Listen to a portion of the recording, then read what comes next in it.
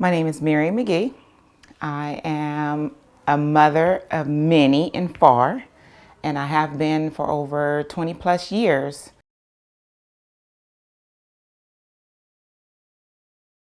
I chose them because it's more of a family. I've gone through two other agencies, and it was just so distant. It was more of a business.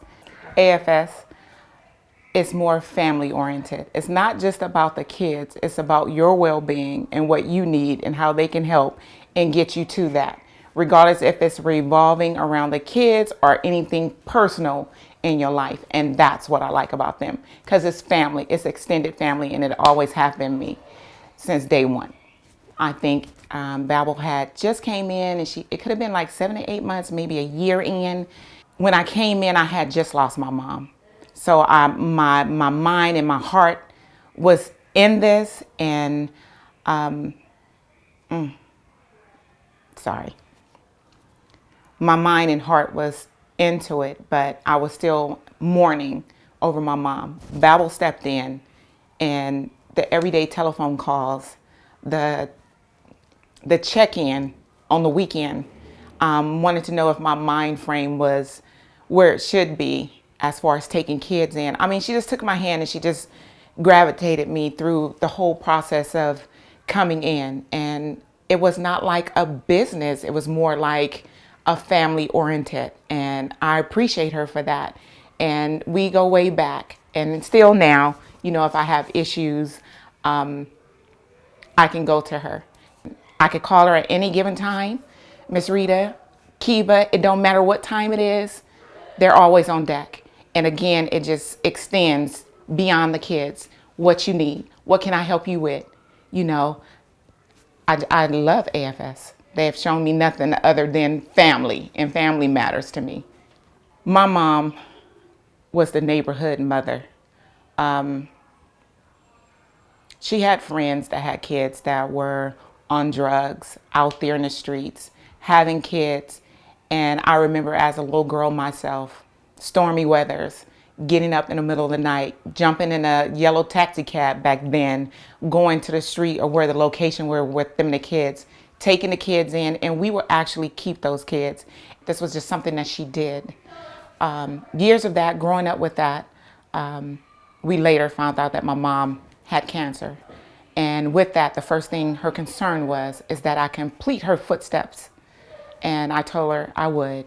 And that's why I do what I do, with the push of God, taking care of the kids, keeping my word to my mom. So that's why I do what I do, with a smile.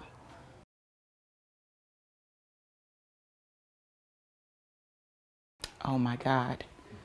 This pandemic, I should say, has come in and robbed, stole, and had some of us to grow up in areas where we didn't want to. I would say the pandemic has taken family members from me. During this past year, I've lost 4 family members. And in losing those family members, not only did I look at my loss, but it made me focus in on the kids that are coming in and their loss.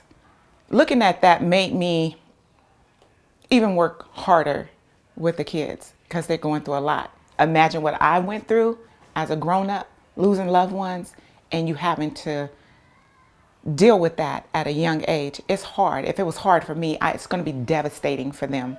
So just looking at that, God have his way of opening up our eyes and making us see things when we're blind and can't see or refuse to hear. So this pandemic was just his way to touch me and to make me do things a little different. When I want to give up on something, know that your hurt is even heavier for them.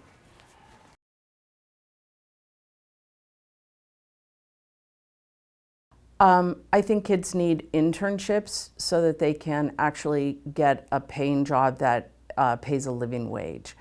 So a lot of these kids are working, I have a young woman who's working at the movie theater and she's a manager, but it's really not enough. Once she leaves our housing program, it's really not enough to live on.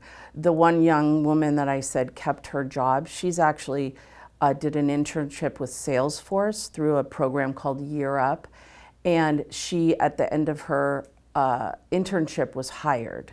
And so she and her daughter now are able to live in Marin and make it. And so we need more of those kind of programs. It's my job to worry. That's all I do. What the kids need most right now is connection. They've been severed from their friends. They've been severed from their regular school, their regular routines. You can only do so much online.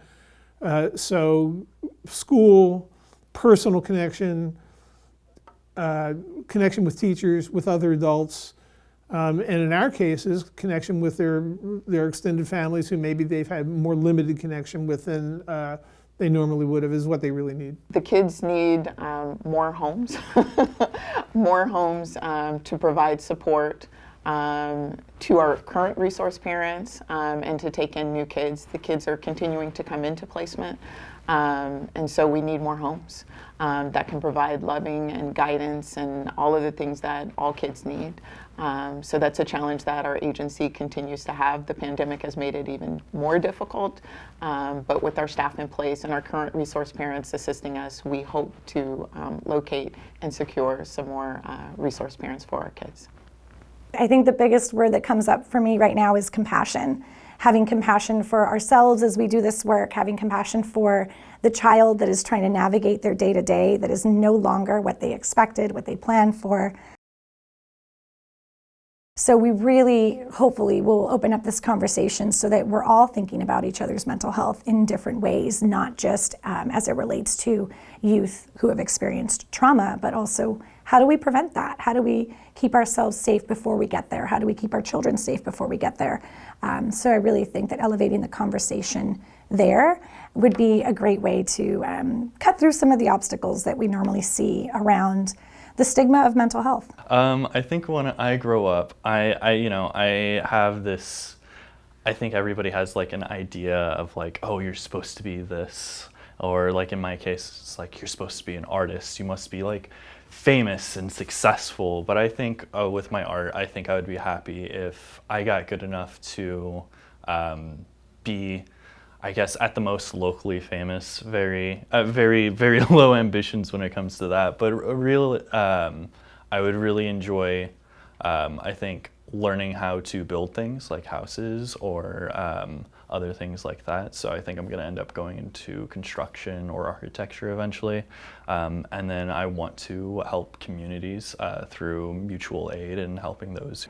I would think the kids need from all parents a little bit more love, a little bit more understanding, a little bit more encouragement, and I would say that's what they need right now. Extra love for sure, a lot of assurance that everything is going to be all right, and even when it falls through and it's not, that you're going to be there.